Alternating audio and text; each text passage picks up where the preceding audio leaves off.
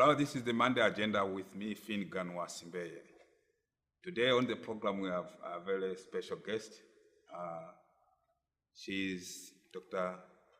Rasha Kelej, CEO of Merck Foundation, an institution that is working on improving the health system of developing countries, in this case, Africa and Tanzania, in our case, will be, is already benefiting from Merck Foundation.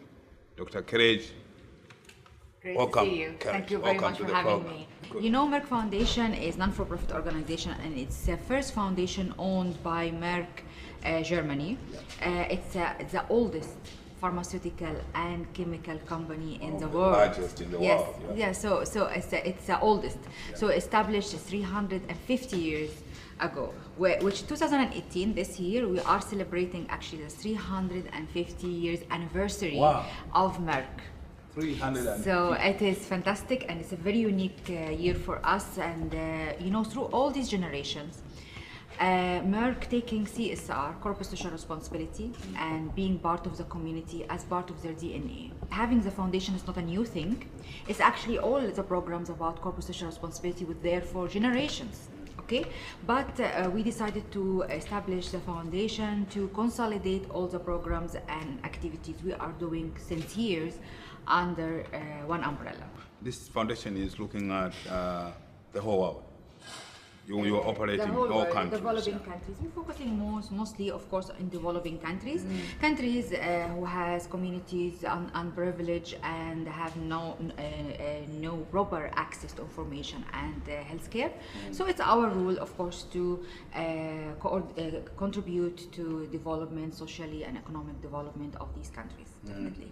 And is it limited to countries where Merck has businesses, or you going just to any other countries in need? We go in countries in need, definitely, and there is too many countries we still don't have any existence as commercial entity, and we see that our role to contribute to their needs and requests. So, for example, if I receive any request from any country in the world that they need us to help and contribute with our expertise and our programs, I don't think twice. We don't think twice. The Board of Trustees, they always approve any contribution towards these countries because this is the main objective of establishing the foundation. If the country wants to be assisted, they have to approach you.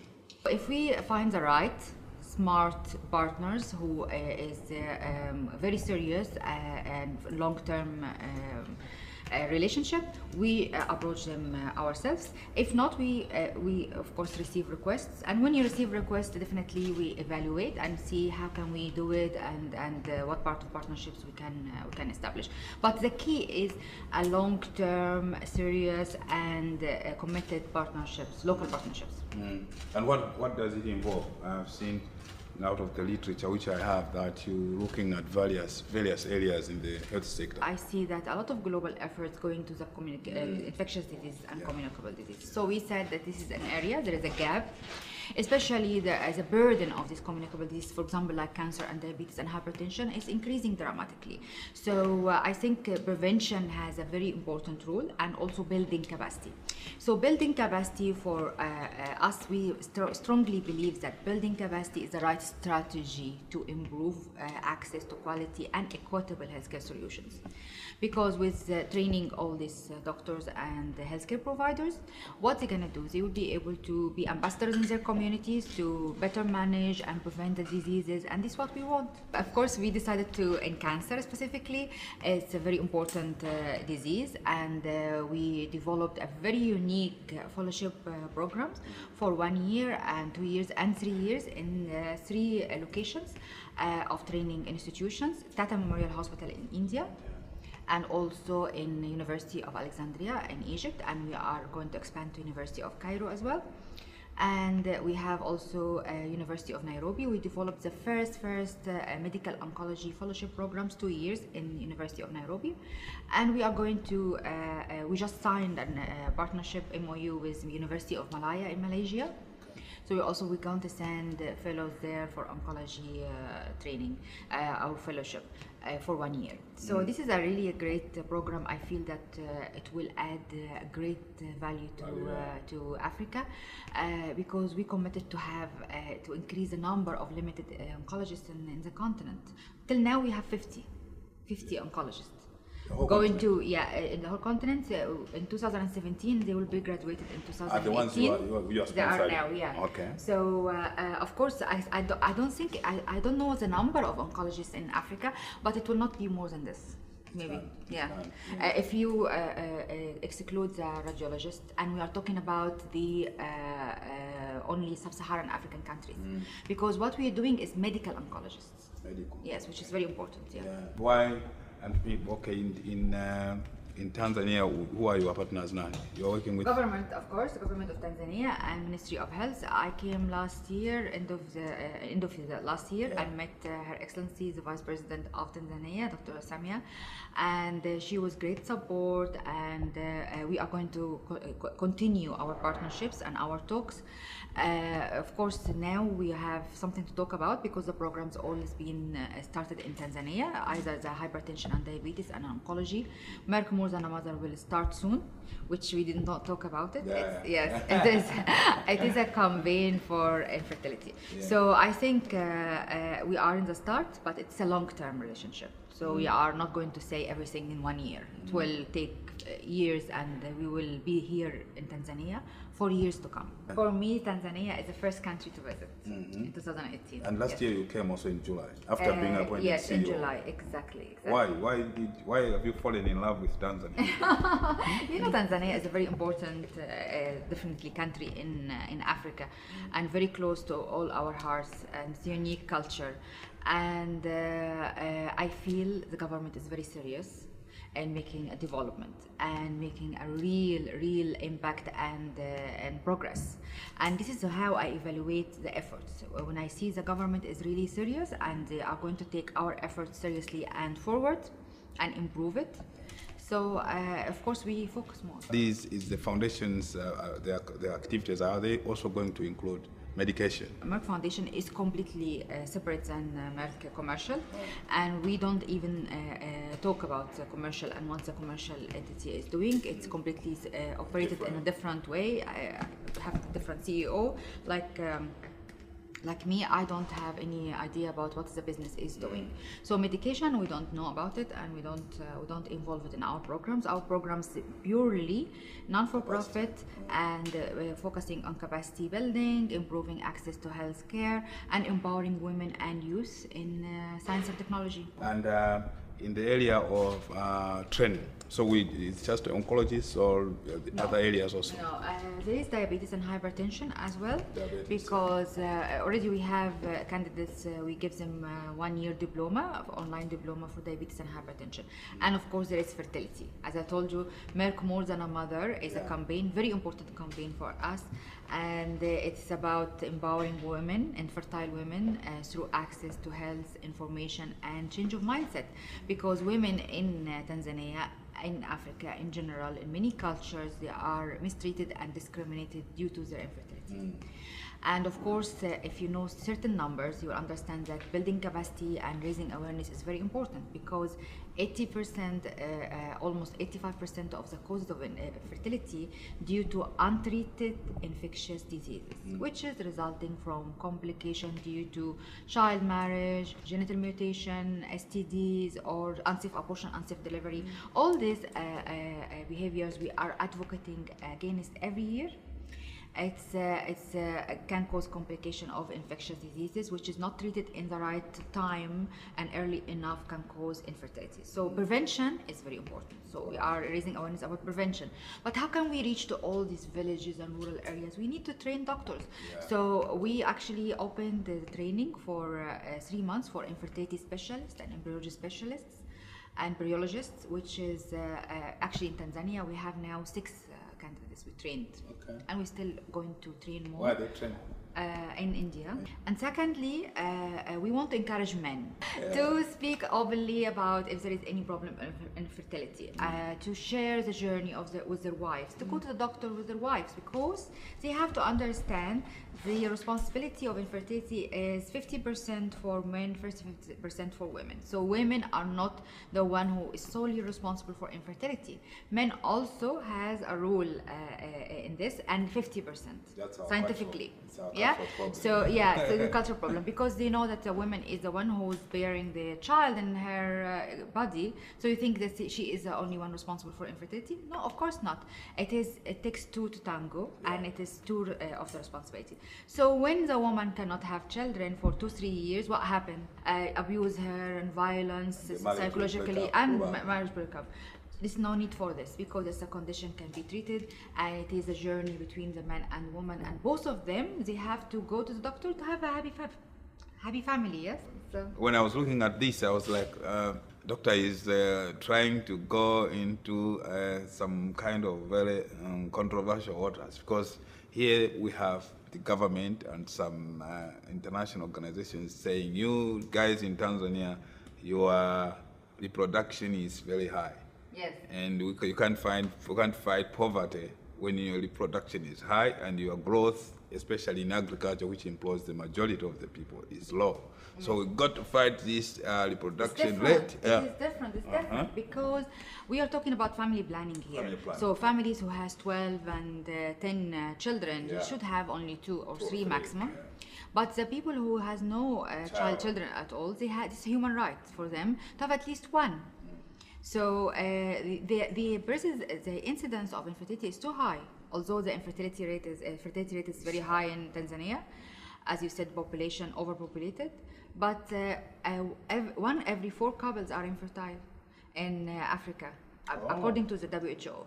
So this is a very high number, and these people are suffering psychologically and public stigma.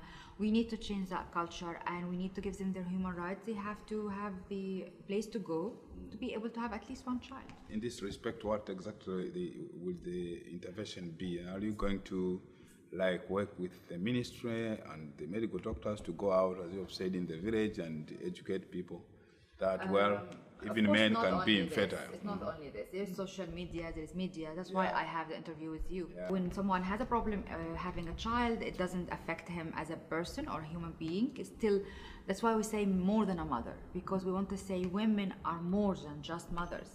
They are human beings, they are women, they can be productive members in society.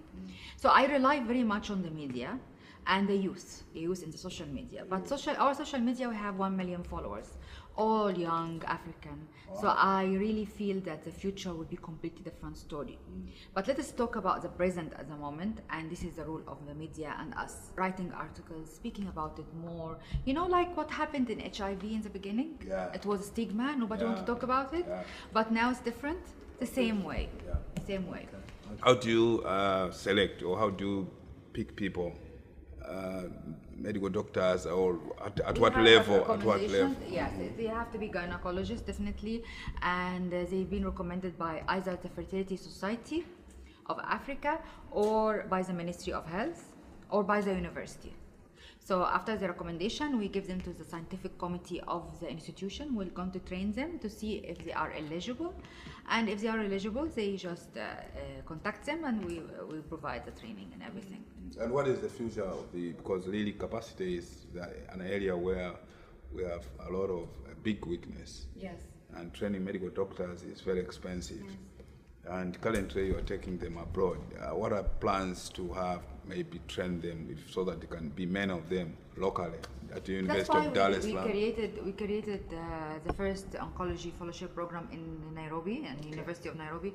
So it can be here as a center at the moment for oncology. And for the diabetes and hypertension, we do it online. It's a 1 year online in South Wales University in UK. So every graduate will have a diploma accredited by UK. which is very good. And there is a lot of now digitalization in education, which is to overcome, the geographic barriers and traveling. And so step by step for fertility, we cannot do it at the moment because fertility still, there is a lot of countries they don't have even one fertility specialist or embryologist. So it's not like we have many now and we will establish a center. So at the moment we chose to have the center in Indonesia, one center in Indonesia, one center in India, and one center in Malaysia, which is Asia, South-South collaboration. And in the future, we will think about having an IVF or fertility training center in Africa. Okay. Yes, definitely. I've seen that out of the literature I got, there is also the issue of empowering women to generate their own income, because that's another big weakness. Yes. And what are you infertile women specifically. Yes, okay. Because when we see the infertile women, they have no purpose in life except having children, and they don't. When they lose this purpose, they have no other purpose in life. So, and they accept all the insult, and they won't just wait to die. And it's not correct.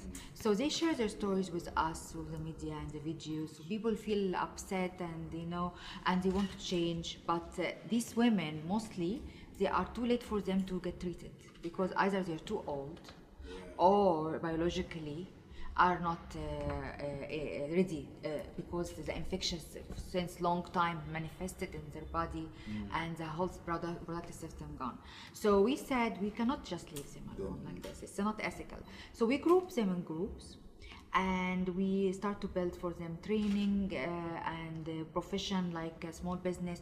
For example, some of them we had catering, so they cook in restaurant, and some of them has chicken farms, so they can make eggs and chicken, and and sell chicken frozen and stuff. And some of them, like cows, they can have cheese, and you can make cheese and milk, and so different, and sewing, like dresses and fashion and stuff. So we create for them things, businesses according to what they like and what they feel that they can do, and build on their skills. On our social media, Merck More Than a Mother video, Facebook and website, it's very easy. You can find all the stories of the transformation of women and type of businesses we established for them. It's really enlightening, because you can see the women transform from very depressed, sad, want to die woman, to a very strong, even the way she talks and walk and and generate business is different. So in Tanzania, how many are being involved in this exercise? We just started, as I told you, in end of last year. I think we had how many women at the moment we recruited? A few women at the moment, but we are going to have more. The videos will be ready soon, and it will be on the social media. As I told you, it depends on the partners as well, because usually in many countries I partner with the First Lady Foundation in each country. For example, Niger, Chad, Central African Republic, Guinea, Gambia, all these First Lady, and Nigeria, First Lady of Nigeria, Sierra Leone, First Lady of Sierra Leone. All these First Ladies, they identify the women, infertile women, and we cooperate with them to establish the training and for these women.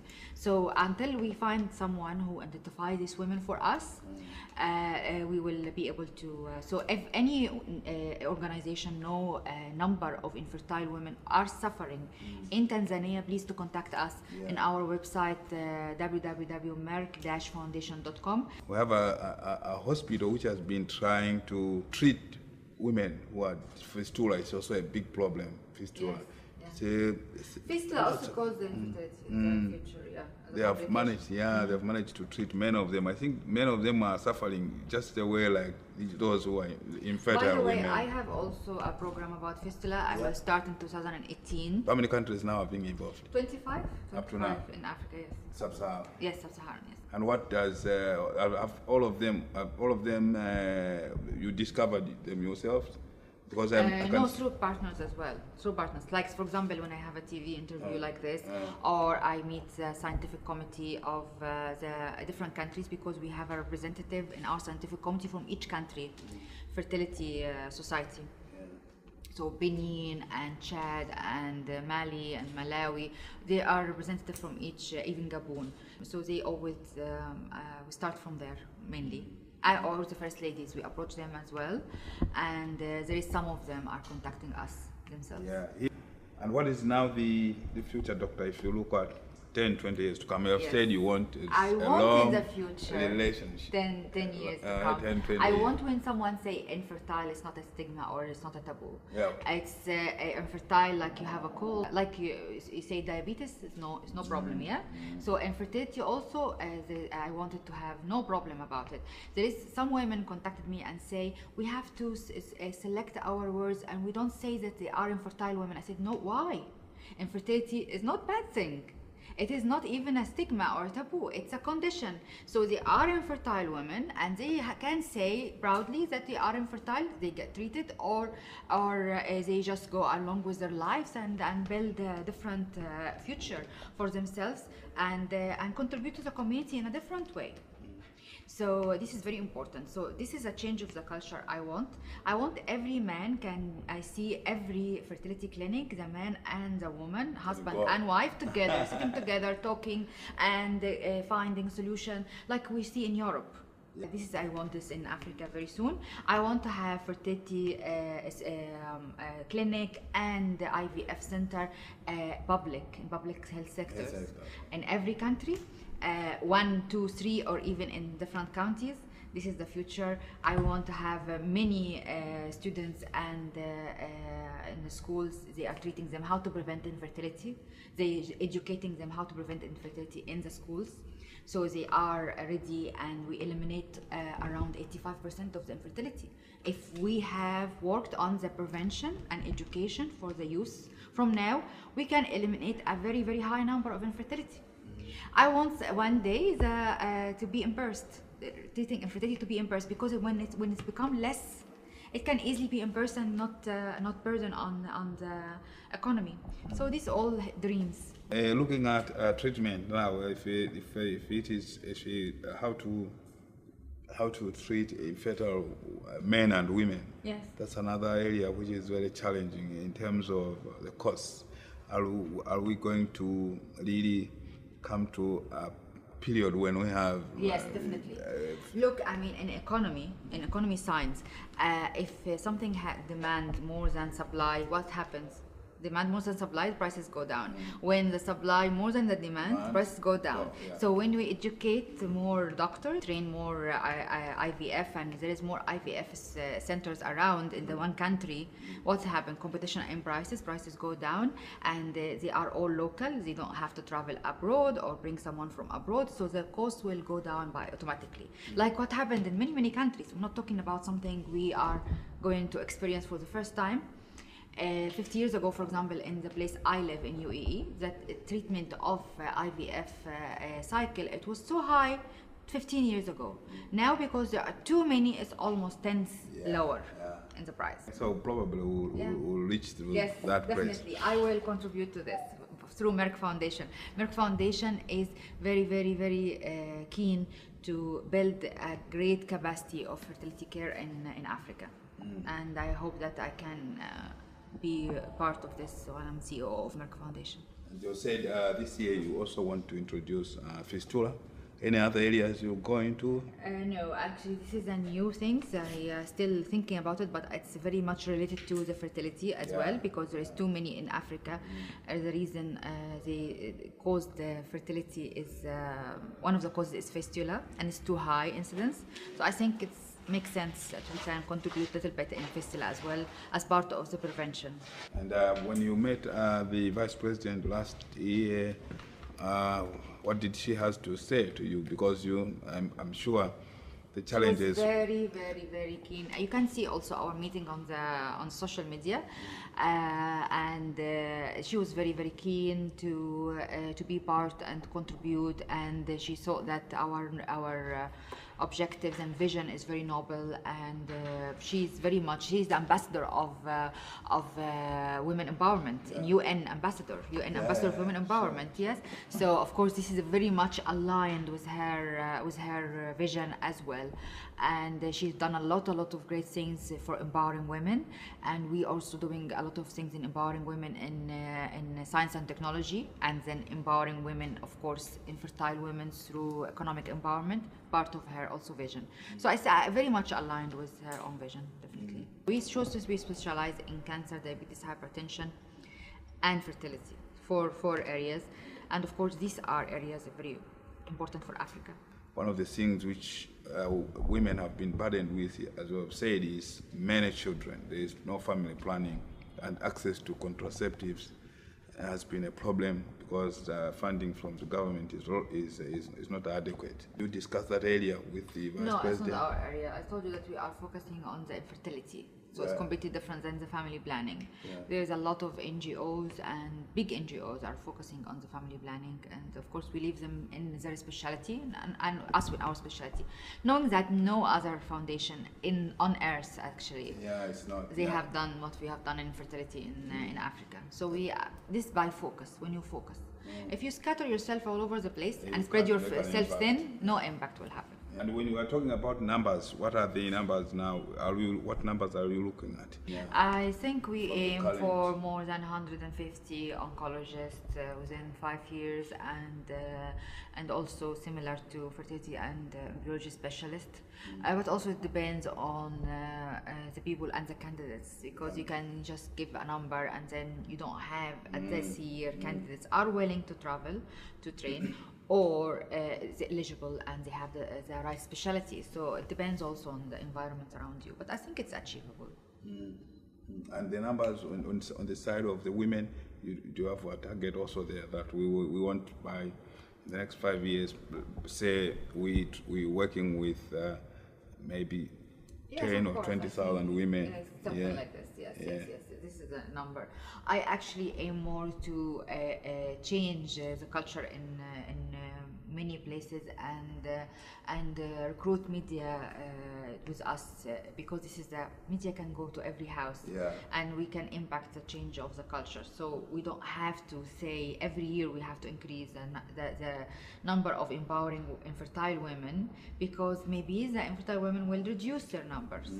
Okay, so they are not going to be needed any help within 5 years. The number of the women who needs help from us will reduce, because they are not going to be suffering and stigmatized, and maybe they are going to prevent their infertility, or they find a way to treat it, or they find someone to husband to take care of them. From Africa, where do you go next? You just said it here, but we are going tomorrow to Uganda. Yes, and then after that I will go back and then to Dubai, and then I will go to Ethiopia, because there is First Ladies meetings in African Union. I will meet there to discuss also Merck More Than a Mother and step forwards and strategies end of this month. And then I will go to meet both the First Ladies of Gambia to launch Merck More Than a Mother in Gambia. And I will go to Senegal to start our programs in Senegal, with meeting also the First Lady of Senegal. So this is a program for the whole month. You come back later in Ethiopia, you'll be talking to these First Ladies? Yes, we have a meeting with the First Ladies in Ethiopia at the African Union with many topics, and one of the topics us there, but it's not like exclusive for Merck Foundation, but it's a big meeting for many organizations, and I am one of them. And I've seen that in, that's not for the foundation, I think. In Ethiopia, I've seen you have also doing something very big there in the area of schizophrenia. Yes. In Ethiopia, no, but in Ethiopia we have a very important meeting with the Minister of Health of Ethiopia. He is the ambassador of Merck More Than a Mother, and he is the first man to be ambassador for Merck More Than a Mother. Wow. And he's a great man, and he is a gynecologist by profession before he became a Minister of Health.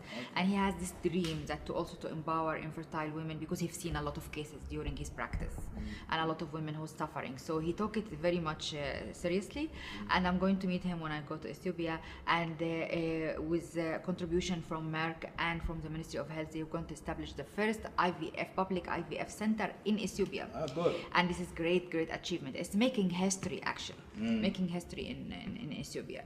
So we made history in many countries. For example, we trained the first also IVF specialist and embryologist in Sierra Leone, the first in Gambia, the first in Guinea, going to be graduated in May, these two countries, and the first in what else, Liberia. Wow. So many countries, they never had even one embryologist and fertility specialist just to treat normal cases and small cases. So I think Merck Foundation is making history in Africa. This is, we can say, without, it's a fact. As a fact, yeah, it's a fact. we're making history. In Tanzania, The first is history, and nobody can take it from you. No. Yeah, increase number, you compete on numbers, but the first is the first, and we are making history in Africa. So in Tanzania, we have IVF experts here. Trained almost 6, I told you. You've already trained 6. 6 Okay. from Tanzania. Okay. Yes. Good. So this is great. But they were 2 before we came, so it will not be the first. But we trained 6, and they are actually around Tanzania. There, some of them working in Kilimanjaro, some of them working here in Dar es Salaam, and another area. Yes. And at some point, we will have IVF clinics in public hospitals. I think they are seriously talking about it, and we are going to support in the training, and I hope it will open soon. We established also helped in training and establishing the first IVF in Uganda, in public sector in Uganda as well, and it will be in the women hospital.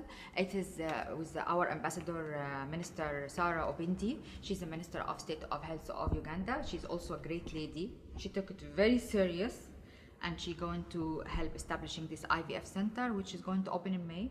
Yeah. Which is also be the first in Uganda. For us in the media, it's like probably we will also need a lot of sensitization. A lot of training, because just to tell you this as well, we are going to launch Media Recognition Award for journalists, so they can send us stories, either print or TV interviews about infertility or infertile women in their country. And this is a part of sensitization of the media. And we will announce the award winners. We launched this last year for Kenya. And actually we were going to announce winners very soon in this quarter of the year, but I want to spread it to all African journalism, and we select the best winner and the award. And I think this is going to be very nice, because when we announce it in Kenya now, many articles and interviews about infertility, because it's an award and sensitization, and and they took it beyond the award, of course, because they grab personal interest when they know about it, and media getting bored with repetitive topics you're talking about. And if you open infertility and talking about infertility, you have life experience, things you never even hear about before in your life. Yeah, so it's a new thing to attract viewers. You have also a component of trying to train, to give us the basics, journalists to know exactly what is.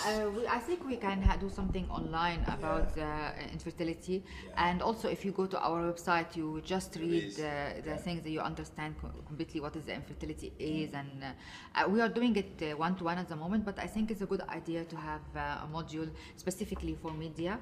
I will work with my team on this to educate them about infertility, which is very important for Africa, because it's a new thing. With that, we've come to the end of the program for today, and we had Merck Foundation CEO, Dr. Rasha Kelej. She's Egyptian, she's an African, and I'm very proud to meet her. Thank you, Dr. Kelej. Thank you. Good. Thank you very much. Thank you.